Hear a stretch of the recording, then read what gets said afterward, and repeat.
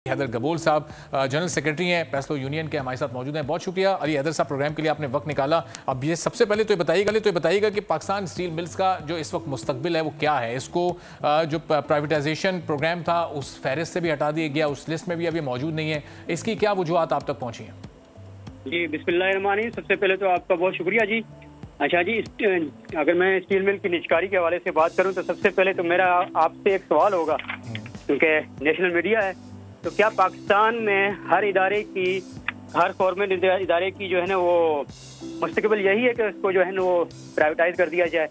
Pakistan steel mill की अहमियत को ज़रा समझें। पाकिस्तान स्टील मिल कोई फैक्ट्री नहीं है, ये पाकिस्तान का सबसे बड़ा इंडस्ट्रियल कम्प्लेक्स है। ये 19,000 एकड़ ज़मीन पे कायम है, 20 पैदावारी यूनिट्स हैं, बिजली घर है, रेलवे का निज़ाम होता था, इसका अपना रिजर्वायर हैं। इसकी अहमियत को समझते हुए मेरे ख्याल में इसका हल तो ये तो नहीं है कि अगर ये खुदा न खास्ता खसारे में चला गया है तो इसको प्राइवेटाइज कर दिया जाए। मेरे ख्याल में पाकिस्तान स्टील मिल इस वक्त भी ये सलाहियत रखता है कि ये पाकिस्तान की मैशियत में अहम किरदार अदा करे। ये इस वक्त भी ये सलाहियत रखता है कि ये पाकिस्तान को अरबों डॉलर का ज़र मुबादला बचा कर दे।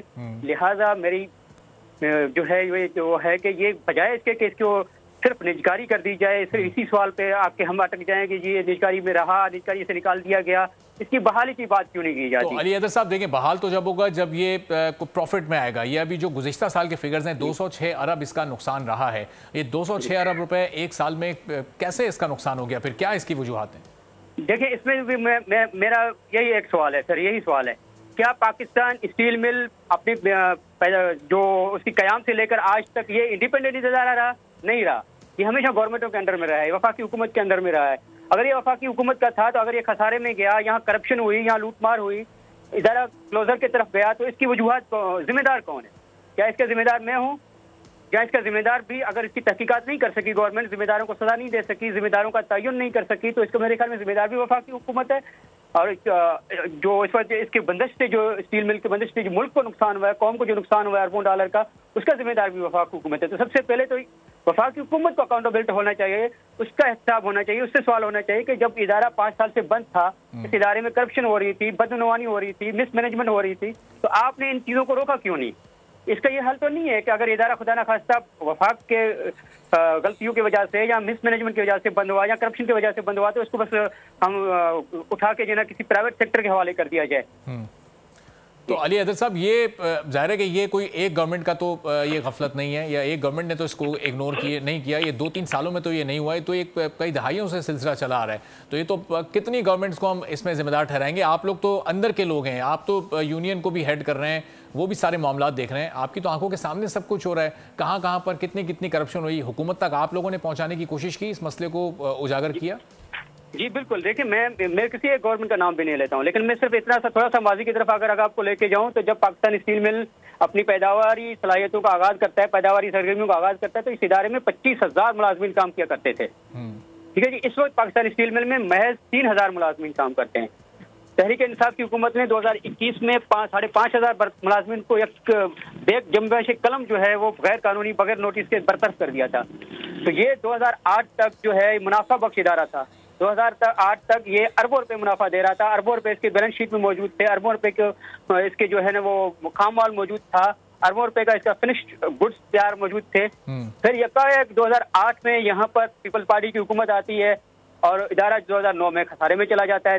फिर 2009 से लेकर 2013 तक का ट्रांजैक्शन इसी तरह रहता है। फिर 13 से 15 तक जो है इदारा थोड़ा सा अपनी बहाली के लिए कोशिश करता है और हम अपनी जो है पैदावारी सरगर्मियों को 60% तक ले जाते हैं। मुलाजमीन दिन रात मेहनत करते हैं, एक वफाकी बेलर पैकेज मिलता है, 60% तक पहुंच जाते हैं कि अचानक जो है नून लीग की हुकूमत जो है आके हमारी गैस बंद कर देती है। एक गवर्नमेंट इदारा SSGC एक दूसरे गवर्नमेंट इदारे की जो है गैस बंद कर देती है और इदारा जो है एकदम से क्लेप्स कर जाता है, बंद हो जाता है। तो मेरे ख्याल में ये तीनों माजी की हुकूमतें इसकी जिम्मेदार हैं। हम किसी एक हुकूमत का नाम नहीं लेना चाहता मैं, ये तीनों हुकूमतें बिल्कुल जिम्मेदार हैं। और ये बताएं कि जो 20 पैदावारी यूनिट हैं इसके, अभी 3,000 मुलाजमीन आपने बताया यहाँ पर काम कर रहे हैं, तो इन 20 पैदावारी यूनिट्स में काम करने के लिए ये मुलाजमीन काफ़ी हैं, ज़्यादा हैं, और ये तमाम के तमाम यूनिट्स इस वक्त फ़ाल हैं?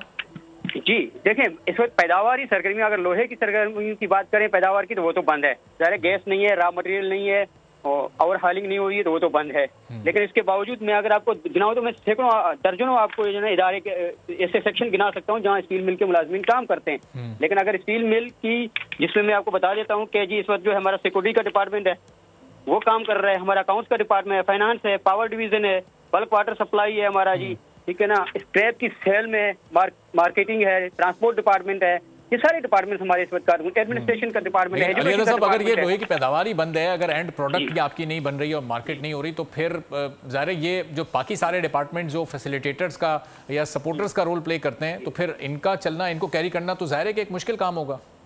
मैं इसमें भी आपको बता दूं, इस वक्त जो मुलाजिम ज्यादातर काम कर रहे हैं वो उन इदारों में काम कर रहे हैं जिनका काम एडमिनिस्ट्रेशन है, यहाँ सेल एंड मार्केटिंग से या सिक्योरिटी से है। और जो मुलाजमीन इस वक्त प्लांट में काम करते हैं उनका भी सबसे बड़ी जिम्मेदारी ये होती है कि वो उन अरबों खरबों रुपए की असासों की हिफाजत कर रहे हैं, जिनको खुदा ना खास्ता अगर एक बार ये लॉस हो गया तो ये इनकी रिकवरी मुमकिन नहीं होगी। अच्छा। इस वक्त पाकिस्तान स्टील मिल जो है एक ऐसे मोड़ पे मौजूद है कि जहां हुकूमतों को अब आके सोचना चाहिए, संजीदगी से हमसे आके बात करनी चाहिए।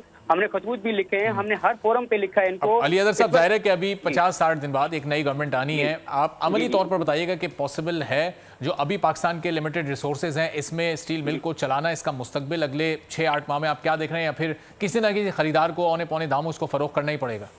देखिए, मैं कभी भी ये नहीं कहूँगा कि मेरा कौमी इदारा, मेरा मुल्क कौम का असासा जो है किसी प्राइवेट माफिया के हवाले किया जाए। मैं आज भी ये कहता हूँ, मेरे मुलाजमीन हम सब आज भी दिन रात मेहनत करने के लिए तैयार हैं। मैं एक बात बताऊँ आपको, हम 2010 की तनख्वाह पे काम कर रहे हैं सर। अच्छा। 2010 से हमारी तनख्वाहें नहीं बढ़ाई गई हैं, ठीक है, हम आज भी उसी तनख्वाह में काम कर रहे हैं। लेकिन आपने कभी देखा हमसे कि हमने जो है इस इशू को लेके जो है हाईवे बंद किया हो कि हमारी तनख्वाहें बढ़ाएं? हाँ, मुतालबे जरूर करते हैं, हमारा हक है, बुनियादी हक है कि हमारी तनख्वाहें बढ़ाई जाएं। इसलिए मुलाजमीन आज भी काम करने के लिए तैयार हैं और हम होपफुल हैं आने वाली हुकूमत संजीदगी इख्तियार करे। मुल्क कौम का असासा है, ये मुल्क का अरबों खरबों रुपए इसमें लगे हुए हैं, ठीक है ना। ऐसा स्टील मिल आप ठीक है, चलें, बहुत बहुत शुक्रिया। अली हैदर गबोल साहब इस वक्त मौजूद थे। जनरल सब्सक्राइब करें और बेल दबाएं ताकि कोई खबर रह न जाए।